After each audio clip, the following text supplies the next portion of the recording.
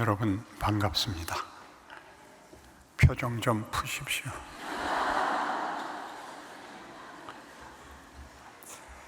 오늘 우리가 읽은 이 에베소 1장 3절에서 6절은 대단히 중요한 구절이니까 늘 기억하시기 바랍니다.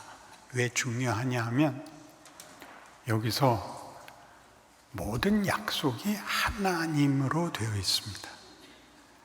그러니까 종교를 가지게 되면 종교는 어떻게 성립되느냐 하면 신이 있고 자기의 필요를 자기가 만들 수 없을 때 신에게 도움을 청하는 것으로 종교가 성립합니다.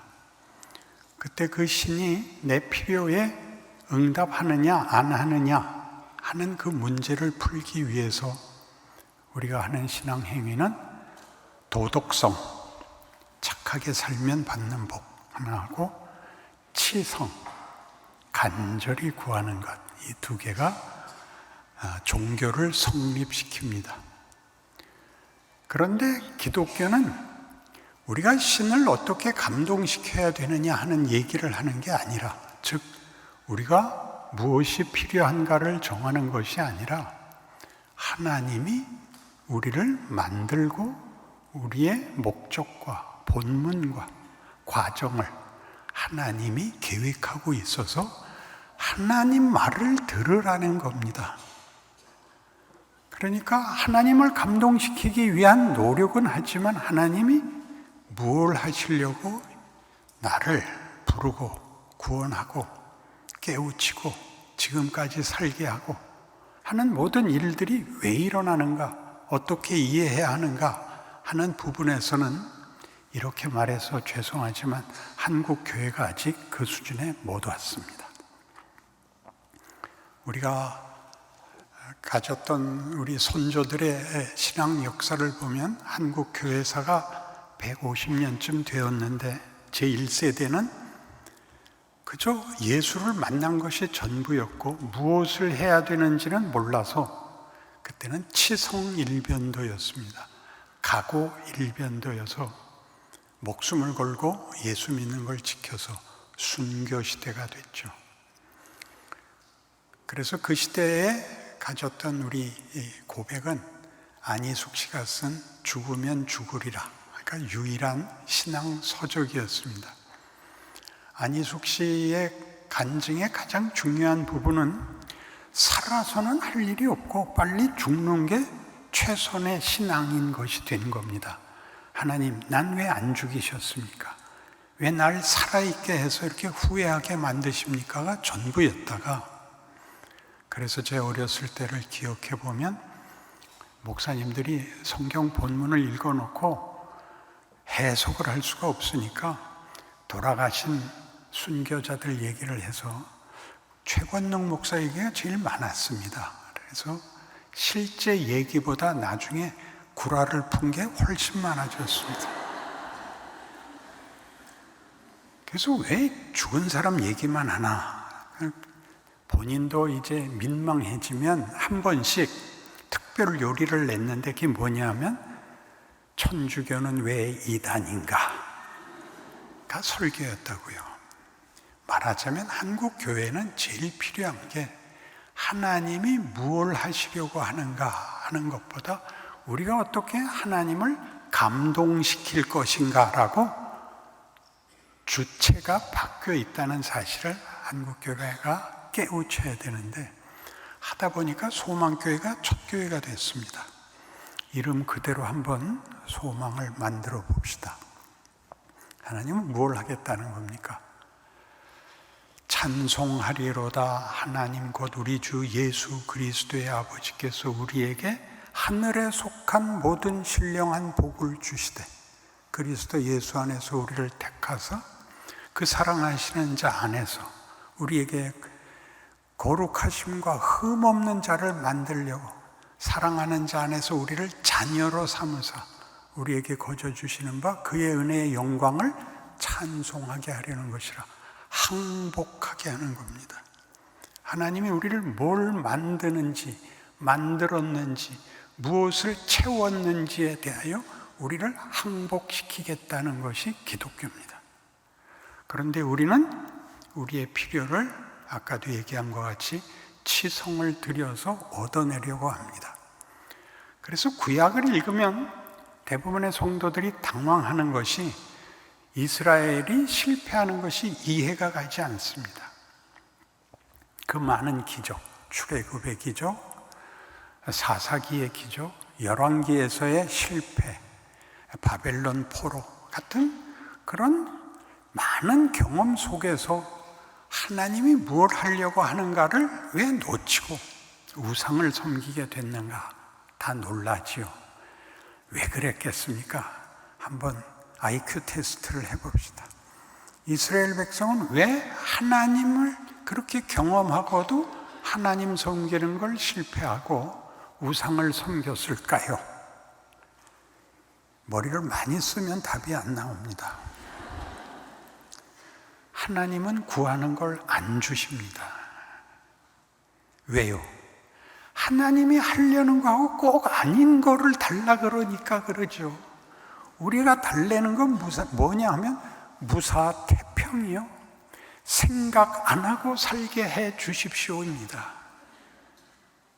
내가 12조도 내고 13조도 낼 테니까 더 이상 하나님 찾아오지 말게 해 주시옵소서가 우리 기도의 본문들입니다. 그러니 하나님이 죽여버려야죠. 벌을 내리는 게 아니라 너희가 무엇을 구하는지 봐라. 그래서 그 어려움을 당합니다.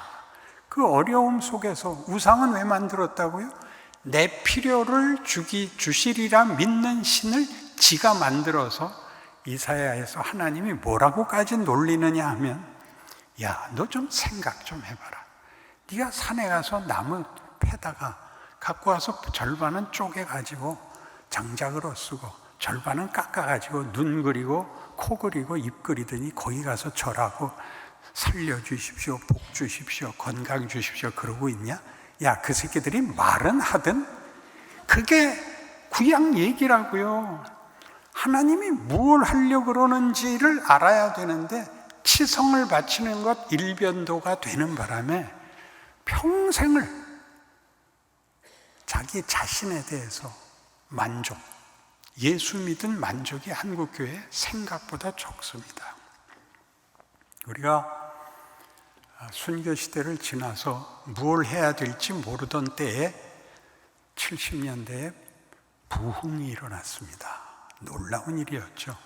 엑스플로 74 할 때 저도 여의도에 있었는데 그 마치고 내려오는 마포대교를 건너올 때 얼마나 사람이 많은지 낑겨 죽을 만큼 부대끼면서 걸어 나왔습니다.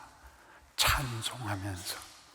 그것이 지금까지 한국 교회에 거기서 맴돌고 있는 것입니다. 부흥, 감동, 감격, 헌신에 매달려 있지 내가 어떻게 커야 되는가 하는 문제에서는 우리는 별로 도움이 되는 자리까지 못 온 셈입니다. 그래서 하나님이 지금 읽은 에베소 1장 3절에서 6절의 그 결말이 그 아들 안에서 우리에게 거저 주시는 바 그의 은혜의 영광을 찬송하게 하겠다라는 것은 하나님을 또 받들라는 얘기가 아니라 하나님은 정말 위대하십니다. 나를 이렇게 만드셨습니다 라는 고백을 하게 하겠다는 뜻입니다. 그래서 12절에 가면 여기서는 하나님의 영광을 찬송하게 하겠다라고 나오지만 12절에서는 하나님의 영광의 찬송이 되겠다 그럽니다. 그러니까 하나님께서 우리를 영광의 꽃으로 삼고 하나님의 영광을 우리의 영광으로만 받으시겠다 그럽니다. 근데 우리는 벌벌 떨고 벌벌 기어서 원래 신한테 뭘 얻으려면 이렇게 두려움과 차이를 확인시키고 좀 못난 종이언이 은혜를 베푸시고 불쌍히 여겨 주시옵소서로 받아내 나오는 식으로 하는 것은 다 우상에 대한 얘기고 하나님은 그렇게 하라고 하지 않습니다. 그래서 도대체 구원이 뭔가? 예수를 믿는다는 게 뭔가라는 그 구원에 관한 이해를 한국 교회가 가지고 있는 이해를 한 단계 업그레이드 시켜야 됩니다. 우리는 로마서 1장에서 이런 유명한 말씀을 만나는데 16절에 나오죠.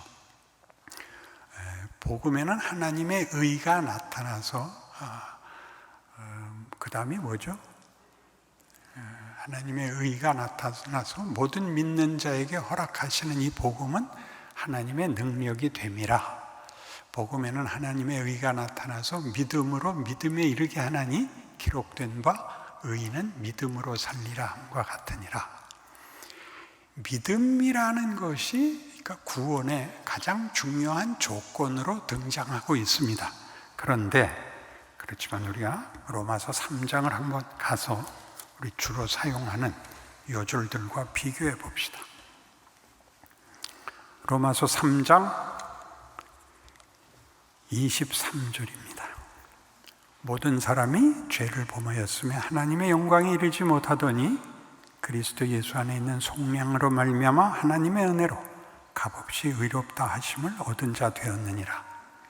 그러니까 구원은 하나님이 우리에게 원래 의도하셨던 것이 죄로 말미암아 실패됐기 때문에 우리를 회복하려고 허락한 것이다. 그 회복은 목적이 뭐냐? 하나님의 영광이다 이거죠. 지옥 가지 않고 천국 간다 정도가 아니라 우리를 하나님의 영광으로 삼겠다는 것을 하나님이 포기하지 않고 타협하지 않고 취소하지 않고 그 창조의 목적을 이루기 위하여 그 아들을 보내어 값없이 은혜로 우리를 구원하셨다가 되는 겁니다. 그러니까 쉽게 생각해도 얻은 구원은 영광의 자리까지 가야 되는 것입니다. 감동으로 펄펄 뛰는 정도가 아니라 우리 자신이 그 자리까지 가야 되는 싸움이지요. 그래서 그것을 자꾸 뭐라 그러냐 하면 모든 사람이 죄를 범했다. 근데 그리스도 예수 안에서 하나님의 은혜로 값없이 의롭다 하심을 받았다. 이 예수를 하나님이 그의 피로써 믿음으로 말미암는 화목제물로 세우셨다. 나오는 단어들을 보세요. 믿음, 은혜, 의라는 단어들이 계속적으로 나오고 죄가 나옵니다. 죄란 하나님과 분리된 것을 말합니다. 하나님과 분리됐다는 건 뭐냐면 우리 보통 생각하는 죄가 거짓말하는 것, 악질적으로 노는 것 이런 것이 죄가 아니라 그것은 죄의 증상이고 죄는 하나님과의 관계가 끊어진 것입니다. 요한복음 15장에 나오는 포도나무 비유를 기억하시면 나는 포도나무여 너희는 가지라. 가지가 줄기에 붙어 있으면 많은 열매를 맺고 끊어지면 어떻게 된다? 기억난다 안 난다? 끊어지면 땅에 떨어져 마르고 썩느니라. 우리가 죄라고 부르는 건 보통 썩은 상태를 말하는 것입니다. 그러니까 왜 썩죠? 생명에서 끊어져 있으니까. 그래서 이 끊어진 하나님과 우리의 관계를 회복하기 위해서 예수가 오시는 것입니다. 근데 예수를 믿으라 그럽니다. 그래서 한동안 우리 부흥 시대 때 우리의 부흥은 구원의 부흥이 핵심이었기 때문에 당신 결단했어? 구원의 확신이 있어? 라는 말이 서로 통했습니다. 너 언제 구원받았어? 라는 질문도 있어서 아무 날 아무 시에 어느 기도원에서 기도하는 중에 성령이 임하셨어 하는 간증을 우리는 자주 여러 사람에게서 들었고 당연히 그 질문을 주고받는 것만으로도 감동이 되곤 했습니다. 그런데 믿음이라는 것이 결단, 선택에 이르는 것이 아니라 은혜와 평행법적으로 사용이 돼서 예수 그리스도로 말미암아 은혜로 값없이 믿음으로 말미암는 예수로 말미암아 구원을 이렇게 성경은 둘을 교차시키고 있는데 그때 은혜란 값없이 공짜가 아니라 하나님의 의지입니다. 하나님이 그걸 고집하셨기 때문에 예수가 오시고 우리를 구원하는 것입니다. 그럼 믿음은 뭐냐? 은혜가 공짜가 아니라면, 공짜가 아니고 의지라면 왜 우리에게 그걸 베푸셔야 되냐? 우리를 믿기 때문입니다. 우리가 하나님을 믿기 전에 하나님이 우리를 먼저 믿었기 때문입니다. 하나님이 우리를 믿는다 그러면 우리는 상상이 좀 안 가는데, 예를 들어보죠. 어느 집에 애를 못 낳아서 집안이 3대 독자로 간신히 있고 있는데 못 낳던 애를 나중에 낳게 됐습니다. 그래서 금이야 오기야 길러서 학교를 보냈는데 잘 갔다 잘 옵니다. 그런데 어느 날 학교에서 전화가 오기를, 아무개 어머니세요? 저기 무슨 학교 담임 선생님인데 대개 아드님이 3개월 동안 학교에 안 왔습니다. 뭐라고요? 매일 아침에 갔는데요? 안 왔습니다. 오늘 오거든 물어보세요. 그래서 기다리고 있는데 이게 들어옵니다. 아무개야, 어디 갔다 오니? 학교 갔다 오죠. 이 새끼가 아직도 구라를, 너 이 새끼 뭐 했어? 3개월 동안이나 학교를 안 갔다고? 엄마 그게 아니고 입이 있어 이 새끼가. 그래 붙들어 매고 죽어라고 팬 다음에, 그 다음에 뭐 해요? 팬 다음에 밥 먹어 이 새끼야. 죽이려고 팬 게 아니잖아요. 밥 먹어. 안 먹어 그러죠. 뭘 잘했다고 지가 안 먹어 그래요. 안 먹으면 아주 입을 찢어 놓을 거야. 그래서 다 먹고 나니까 하는 말 뭐라고 할까요? 난 널 믿어. 그게 무슨 말이죠? 여러분 늘 쓰는 말이잖아요. 난 널 믿어. 너 이 새끼야, 내가 너 포기 안 해. 그런 말이에요. 너 내가 원하는 만큼 안 되면 너 살아도 죽은 것보다 더 혼날 줄 알아. 눈깔 2개만 뺄 줄 알아. 넌 알아들어야 돼 이 새끼야. 왜 설교에 난 새끼가 자꾸 나오는지 모르겠어요. 답답해서 그래요. 우리가 그 애 같다고요. 하나님이 왜 우리에게 은혜를, 공짜지만 그 굉장한 의지를 발동하셔야 되느냐? 하나님은 우리와의 관계를 포기하지 않으셨다는 것이 예수를 보내는 것입니다. 선택하라고 보내는 게 아니라, 난 너희를, 내게서 떨어져 나간 건 너지만 난 너희를 놓을 수 없어. 그게 예수를 보내는 것이요, 우리를 구원하시는 하나님의 방법입니다. 그래서 예수가 오실 때 우리를 납득시키기 위해서 육신을 입고 오시고, 우리가 간 자리, 사망의 자리까지 들어가 모든 인류를 끌어안으시는 것이 구원입니다. 그리고 우리에게 뭐라 그러냐 하면, 하나님께서 우리에게 구원을 베푸셨으면 당연히 너희 하나님께 와서 경배해 그래야 되는데, 그렇게 말하지 않고 예수를 믿어 그러죠. 우리 개신교가 전부 여호와 교회라고 안 하고 예수교라 그러죠. 예수란 아버지가 보낸 아들입니다. 그래서 요한복음 17장을 집에 와서 읽으시면 계속 이 얘기가 나와요. 아버지께서 내 안에 아버지, 내가 아버지 안에 있는 것 같이 저희도 다 하나가 되어 우리 안에 있게 하사 아버지께서 나를 보내신 것을 믿게 하옵소서. 아버지가 나를 보낸 것을, 너희를 다 묻고 하나님이 아버지와 내가 하나인 것 같이 너희도 그 하나님과의 교제에 한 가족이 되게 한다는 것을 믿게 하옵소서. 믿게 하옵소서. 그래서 나를 보냈다. 아버지가 직접 찾아오시지 않고 여기서 아들을 보냈다는 것은, 말하자면 어떤 권력이나 두려움이나 폭력을 쓰겠다는 목적이 아니라, 하나님이 진심을 가지고 자기 아들을 내어놓는 것은 어느 부모에게나 마찬가지로 자식을 죽이느니 부모가 죽죠. 자식이 부모를 위해서 죽는 적은 없습니다. 부모가 자식을 위해서 죽습니다. 아버지가 죽는 겁니다. 우리를, 예수를 보내서 너희가 누군지 아니? 라고 얘기하는 것. 나는 너희를 믿어 라는 얘기는 믿어가 우리가 아는 그 신뢰가 아니고 난 너희를 놓을 수가 없어. 난 너희 아버지야. 넌 내 자식이야. 어떻게 내가 너를 놓고 가만히 있겠니? 이 복된 말씀에 쌍까지 나오고. 여러분이 부모의 마음으로 알잖아요. 야, 그러면 안 돼. 너 그것밖에 안 되면 안 돼. 내가 너 놀지 말라는 게 아니라, 너 사람이 돼야 돼. 사람은 짐승과 다른 거야. 사람은 임마 기계랑 다른 거야. 그렇게 대강 살면 안 돼. 그게 하나님이 예수를 보내는 거예요. 그래서 이 예수를 믿어라 라고 얘기하는 거야. 하나님이 너에게 어떤 하나님인가를 보라.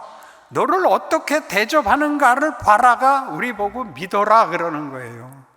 제발 네 아버지를 알라. 너를 누구라고, 아버지가 너를 누구라고 대접하는지를 봐라. 그게 믿어라예요. 그러니까 결단을 했다가 아니라 따지고 보면 하나님이 여러분 앞에 선 거잖아요. 하나님을 만났죠. 여러분이 찾아 올라가서 만난 사람이 어디 있어요?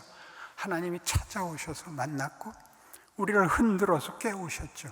그런데도 이상하게 내가 시작한 것이 되어서 그 다음에 무슨 일이 있을 때마다 이러고도 내가 구원받은 게 맞나? 라는 밤낮 자기 신분 하나 확인하는 일에 전 평생이 가고 울어서 때우고 기도해서 때우고 하게 됐단 말이죠. 그래서 이 구원의 이 문제가 5장으로 가면 어떻게 나오느냐 하면, 그러므로 우리가 믿음으로 의롭다 하심을 받았으니 우리 주 예수 그리스도로 말미암아 하나님과 화평을 누리자.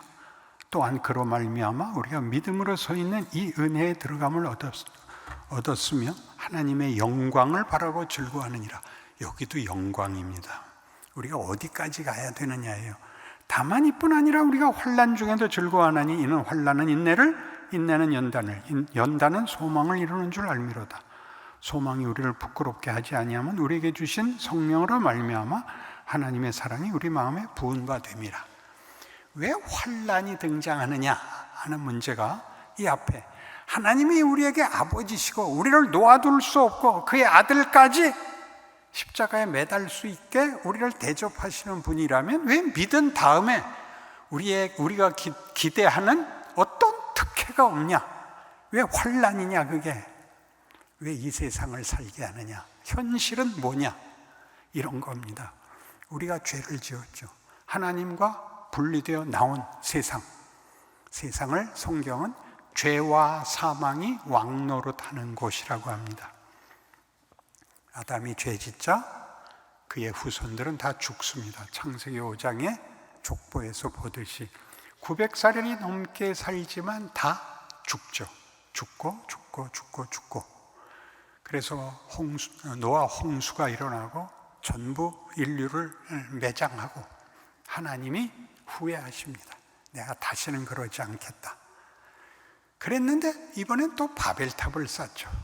이번엔 죽이지 않고 다 흩어버리고 느닷없이 창조 때와 똑같은 진정성을 가지고 내가 네게 복을 주어 네 이름을 창대케 하리니 너는 복의 근원이 될지라.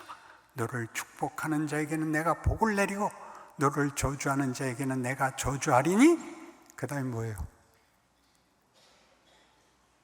땅의 모든 족속이 너를 인하여 복을 얻을 것이니라요. 땅의 모든 족속이. 우리가 구원을 내 결단으로 이해할 때는 난 믿었고 넌 안 믿었어, 넌 지옥 가고 난 천국 가, 이렇게 부정적인 자기 확인밖에 할 게 없었다고요. 쯧 예수 안 믿으면 저렇게 돼, 지옥에 잘 가라. 그게 아니라 죄와 사망이 왕노릇하는 환경 속에서 우리를 키운다고요. 그래서 누굴 만나요? 하나님 모르는 자들 속에서 우리가 살아내야 되기 때문에 우리 현실은 환난일 수밖에 없어요. 왜? 그들은 생존 경쟁밖에 모르니까. 그들은 폭력밖에 모르니까. 잡아먹지 않으면 잡아먹히니까. 살아남으려면 이겨야 되고, 이기려면 모든 수단 방법을 동원해야 됩니다. 그리고 죽을 수밖에 없습니다. 체념이, 자폭이, 분노가 되고 원한이 되고 어쩌란 말입니까가 되는 인생을 살아야 됩니다. 거기에서 하나님이 무엇을 하시느냐 하면, 하나님이 없으면 인간이 뭐가 되는가를 보라고 하십니다. 참 치사하죠. 참 치사하죠. 남의 나라 대통령 얘기해서 미안하지만 트럼프 깡패가 미국의 대통령이 되는 건 참을 수가 없습니다. 오죽하면 저런 XX가 대통령이 된다 말입니까? 미국인데. 그러니까 미국도 간 겁니다. 이게 무슨 얘기냐? 세상이 가지는 생존 법칙으로는 천국을 만들 수 없다를 보는 겁니다. 대통령쯤 돼도 그거밖에 안 되는 세상을 우리가 살고 있는데, 거기서 무엇을 발견하죠? 우리도 처음부터 성화되거나 처음부터 신자다운 실력을 가지는 게 아니라 어영부영 섞여 사는데 뭐가 달라지죠? 이건 치사하다. 내 이건 안 하겠다. 내 똑같은 짓은 안 하겠다. 이렇게 하나씩 우리는 고쳐집니다. 성령께서 일하십니다. 야, 그런 말은 하지 말자. 부끄럽다. 그래서 신앙이라는 것은 잘못을 하면 지워버려야 되는, 회개를 해서 지워버려야 되는, 어떻게 이 깨끗한 심령을 가져야 되는 싸움이 아니라 실패로 인하여 훈련되어 자라나는 싸움이라는 걸 알아야 됩니다. 잘못하거든 회개하지 마시고, 잊지 마시고, 지우지 마시고 기억하십시오. 평생 내가 다시는 그 말 안 한다. 다시는 그런 표정 안 짓는다. 내가 다시는 그런 거 안 한다. 여러분 많이 부닥쳐야 됩니다. 온 사방이 다 세상 법칙 속에 있는 사람들로 에워싸여 있습니다. 그 미운 소리 하죠. 어느 날 이렇게 묻습니다. 너 예수 믿는다면서. 야, 예수 믿는 게 뭐냐? 한번 자랑 좀 해봐. 뭐가 달라지냐? 잠깐만, 내가 화장실 갔다 올게. 그리고 집으로 오세요. 그럼 나중에 만나서 지랄을 떨죠. 너 화장실 갔다 온다고 왜 안 왔어? 내가? 그쯤에 유머 센스가 없으면 신앙생활을 할 수가 없습니다. 그걸 다 일일이 설명하고 항복시키고 언제 커요? 피해 다니셔야 돼요. 어느 곳에 특강을 나갔는데 질문 중에 그게 나왔습니다. 자기 자식들이 교회를 안 가고 자기 제일 가까운 친구들이 교회를 안 가는데 자기가 말할 때마다 이제는 야, 그 말 좀 하지 마, 그 말 좀 하지 마 그러는데 어떻게 해야 됩니까? 알겠습니다 그래라 그랬어요. 뭘 더 해요? 그렇게 하는 거 아니고 이렇게 달라져요. 하나님을 아는 자와 하나님을 모르는 자가 어떻게 다른가? 그 본문에서 인간이라는 정체성과 그 성품과 인격에서 뭐가 다른가? 완벽해지라는 얘기가 아니에요. 절대 그렇게 쉽게 가지 못합니다. 당장 나와요. 6장에 가면 무슨 얘기가 나오냐면, 아니 은혜고 믿음이고 하나님이 우리 편을 들고 그 아들까지 줬대는데 우리가 뭐 열심 낼 필요가 뭐 있어요?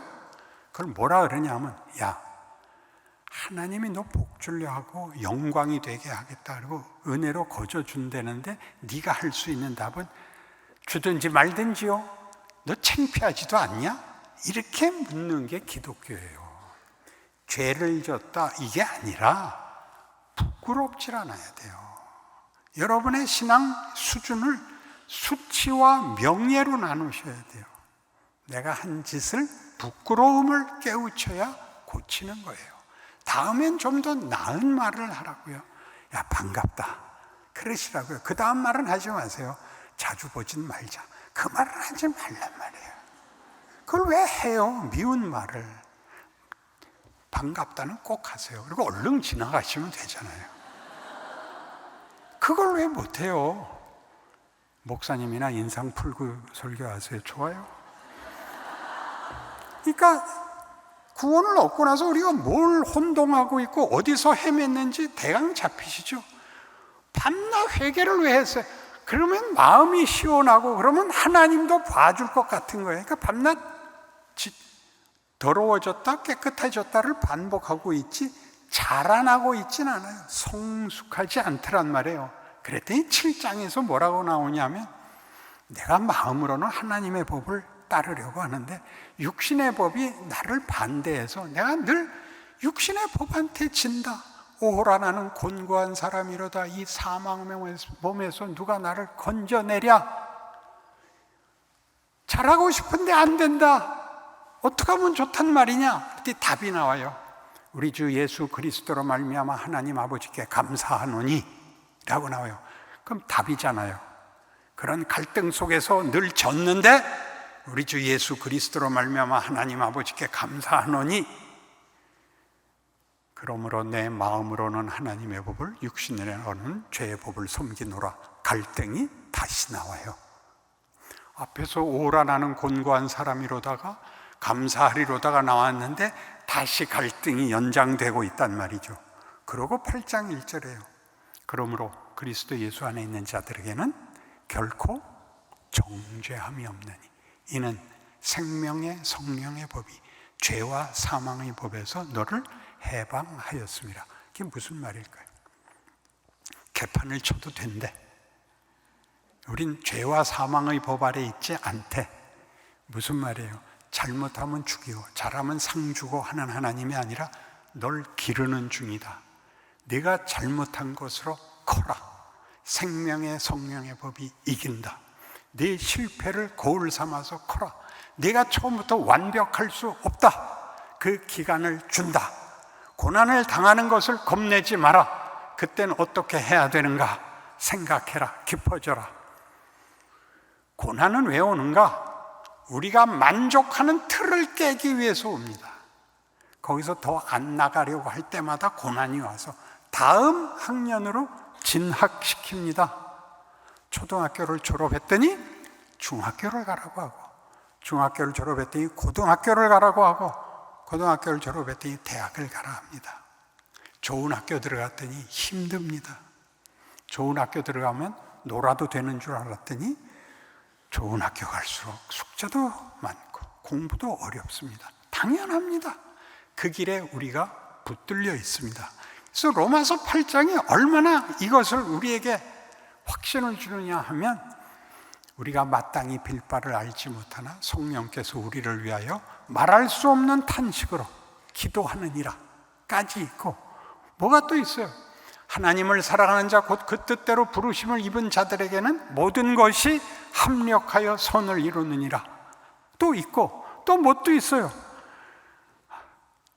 그런즉 이 일에 대하여 우리가 무슨 말하리요? 만일 하나님이 우리를 위하시면 누가 우리를 대적하리요? 자기 아들을 아끼지 아니하시고 우리 모든 사람을 위하여 내주시니가 어찌 그 아들과 함께 모든 것을 우리에게 주시지 아니하겠느냐? 누가 능히 하나님께서 택하신 자들을 고발하리요? 의롭다 하신 이는 하나님이시니 누가 정죄하리요? 죽으실 뿐 아니라 다시 살아나신 이는 그리스도 예수시니 그는 하나님 우편에 계신 자여 우리를 위하여 간구하시는 자시니라. 이런 말들이 왜 필요한 거예요? 너 크고 있다 걱정하지 마라. 너 크고 있다 걱정하지 마라. 신앙에는 아주 간단히 나누어서 4단계가 있습니다. 처음에는 출생이 있어야 됩니다. 예수를 믿어야죠. 중생을 해야죠. 그러면 길러야 됩니다. 그때가 제일 이쁩니다. 3살에서 10살 혹은 3살에서 7살. 그때는 무슨 얘기를 해도 듣고 이쁜 짓만 하고 엄마가 하지 말랬어를 지키고 엄마가 이건 줬어를 자랑합니다. 그러다가 뭐가 된다고요? 엄마 왜 난 밤낮 엄마 말을 들어야 돼? 내가 하고 싶은 거 하면 안 돼? 난 뭐야? 이러죠. 그럼 우리는 이 새끼가 벌써 반항을 해? 가 되죠. 아니요. 난 뭐야? 하나님이 하나님이신 것 같이 하나님이 나와 관계에서 가족이라 그러는데 난 뭐야? 라고 묻습니다. 우린 뭐죠? 하나님의 영광의 찬송입니다. 전지전능하시고 창조와 부활의 하나님이신 하나님이 우리를 하나님과 어떤 관계를 가지자고 하느냐 하면 사랑과 믿음의 대상이 되라고 합니다. 기독교가 주장하는 기독교의 핵심되는 내용의 두 단어가 이겁니다. 사랑과 믿음인데, 사랑과 믿음은 상대가 있어야 됩니다. 그죠? 그리고 그 상대가 지위가 대등해야 됩니다. 한쪽이 꿀리면 동정이 되고 굴복이 됩니다. 그래서 하나님이 우리를 키우십니다. 어디까지? 예수께서 그렇게 말씀하신 것까지. 아버지가 내 안에, 내가 아버지 안에 있는 것 같이입니다. 그것 같이 우리 모두를 그리스도께서 끌어안아 우리 모두를 하나로 되게 하신다입니다. 그때 빌립이 묻습니다. 아버지를 보여주옵소서. 왜 갑자기 아버지를 보여달라 그럴까요? 예수님이 분명히 많은 기적도 이루시고 많은 그 색다른 교훈도 주시는데 초월성이 이렇게 완벽해 보이지 않거든요. 그러니까 아버지를 보여주옵소서라고 묻자 예수님의 대답이 이렇게 나오죠. 나를 본 자는 아버지를 보았거늘 어찌 아버지를 보여달라 하느냐가 됐습니다. 뭘 보라는 거죠? 성품, 인격, 본문을 보라는 거죠. 아버지가, 하나님 아버지가 어떤 분인가? 권력과 능력에서의 초월자 정도가 아니라 성품과 본문에서 어떻게 우리를 대하시고 요구하시느냐를 보이십니다. 그래서 여러분, 마태복음 28장 18절 이하에 가면 아버지께서 하늘과 땅의 모든 권세를 내게 주셨으니 그러므로 너희는 가서 모든 족속으로 제자를 삼아 아버지와 아들과 성령 이름으로 세례를 주고 내가 너희에게 분부한 모든 것을 가르쳐 지키게 하라 까지 옵니다. 그래놓고 볼지어다 세상 끝날까지 내가 너희와 항상 함께 있을 것이니라 합니다. 그러니까 내가 가는 곳은 예수가 가는 겁니다. 그러니까 내가 임마누엘입니다. 내가 메시아입니다. 나를 본 자는 예수를 보는 겁니다. 안다스텐?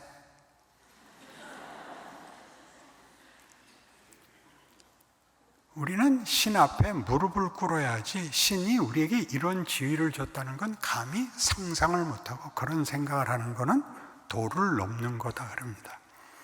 하나님이 자기 아들을 십자가에 못 박는 것보다 도를 넘는 게 있을까요? 신이 권력에 꿀렸다고요? 아니요. 신이 예수를 잡는 것은 권력에 꿀린 것이 아니라 아들까지도 내줄 수 있는 우리와 하나님과의 관계를 증명하시며 그것으로 우리를 항복시켜 목적하신 창조의 뜻 하나님의 영광의 찬송을 만들겠다는 강력한 역사요. 우리에게 하시는 도전이요? 아니. 복이요? 아니. 제발 깨달아라 비는 하나님의 마음인 것입니다. 그러니 여러분이 세상 속에 나가면 왜 환난 속에 있어야 되는가? 안 믿는 사람들 속에 있어야 되는가? 그들을 만나는 여러분으로 인하여 사람들이 드디어 나중에 이렇게 묻습니다. 넌 좀 달라. 넌 왜 그러니? 그때 쉽게 얘기하지 마세요. 넌 몰라도 돼. 넌 말해도 몰라. 야, 내가 몰라도 좋으니까 말해봐. 너 그럼 예수 믿어. 그때 하는 게. 그 얘기하려고 이렇게 거봐. 넌 모른다 그랬잖아 내가. 왜 가서 빌어요? 지들이 우리한테 빌어야지. 그래서 우리가 우리의 신앙을 이렇게 스스로를 환난 속에서 현실 속에서 지금 어떻게 크고 있느냐를 안다면 우리가 뭘 알아야 되냐면 이 죄와 사망의 법밖에 모르는 이 자들을 향하여 하나님이 저들을 우리로 하여금 구원받게 하심으로 메시아가 겪었던 그가 아들이시라도 받으신 고난으로 순종함을 배워서 온전하게 되셨은즉 히브리서 5장 8절인데 뭐가 온전해진 거죠? 신이 뭐가 부족한 게 있었다고 그 순종으로 온전해지죠? 우리를 이해하고 우리를 품는 일에 신이 멀리서 신으로서의 완벽함을 넘어 우리의 죄와 우리의 실패와 우리의 연약함을 하나님이 공감하시는 데까지 오사 우리를 끌어안으신다는 것을 예수 그리스도의 성육신이 이 온전함을 이루었다고 합니다. 우리가 거기에 불려나가고 있습니다. 우리가 그들이 어떻게 하나님이 없으면 그렇게 신성모독적이고, 아니 최소한의 윤리도덕도 지키지 못하며 의리도 믿음도 기대도 할 수 없는 존재인가를 보는 것으로, 그걸 말없이 붙들고 있는 것으로, 난 너하고 이제 다시는 얘기 안 해, 이 말 하면 로마서 5장 8절까지 우리가 아직 죄인 되었을 때 그리스도께서 우리를 위하여 죽으심으로 하나님께서 우리에 대한 자기의 사랑을 확장하셨느니라 를 못하는 거예요. 믿을만 하고 사귈만 하고를 넘어서는 공감, 기다림, 이해, 아량, 자비를 갖고 있어야 됩니다. 어렵습니다. 저도 아직 거기까지는 못 갔습니다. 근데 여러분이 얼마나 저 끝에 있겠어요. 근데 여기가 갈 길이라는 걸 알면 여러분은 현실에 대한 불만이 바뀌게 될 것입니다. 그것만으로도 큽니다. 자식을 키우는 마음으로는 여러분이 포기가 없죠. 그렇게 세상 모든 사람들을 대하여 그들을 포기하실 수 없는 하나님의 마음에 참여하는 것입니다. 쉽게 요한복음 3장 16절, 그럼 다 외우죠. 한번 외워볼까요? 하나님이 세상을 이처럼 사랑하사 독생자를 주셨으니 이는 저를 믿는 자마다 멸망치 않고 영생을 얻게 하려 하심이라. 아멘. 17절을 외워볼까요? 17절을 아무도 안 외워요. 그 아들을 세상에 보내신 것은 세상을 심판하려 하심이 아니요 세상으로 저로 말미암아 구원을 얻게 하려 하심이라요. 우리를 세상에 보내는 것은 우리를 키울 뿐만 아니라 세상으로 하여금 나를 인하여 구원을 얻게 하는, 예수께서 승천하시면서 우리에게 다 넘기세요. 뭐를? 메시아직을. 굉장하죠?